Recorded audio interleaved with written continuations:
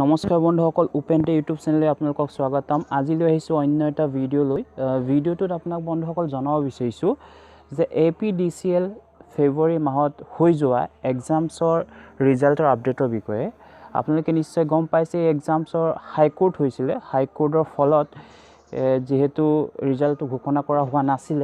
তো 28 নৱেম্বৰত কিবা নটিফিকেশন দিয়া হৈ গৈছিল যে ৰিজাল্টৰ কিবা আপডেট পোৱা যাব বুলি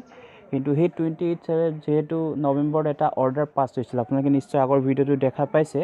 সেই এটা অৰ্ডাৰটোত কি আছিল হেতু আপোনাৰ বিষয়ে মই জনাব বিচাৰিছো অৰ্ডাৰটোত বন্ধুসকল জনোৱা হৈছে যে তেওঁলোকে যোনটো পাৰ্টি কেছ কৰিছিলে তেওঁলোকক সময়সীমা দিয়া হৈছে যে 3 সপ্তাহৰ কাৰণে এডজাস্টমেন্ট ফৰ 3 উইকস বুলি মেনশন আছে আপোনালোকে চাব পাৰিব 3 উইকসৰ পাছত হয়তো কিবা নটিফিকেশন আপোনালোকে নিশ্চয় পোৱাৰ আশা আছে মেবি যদি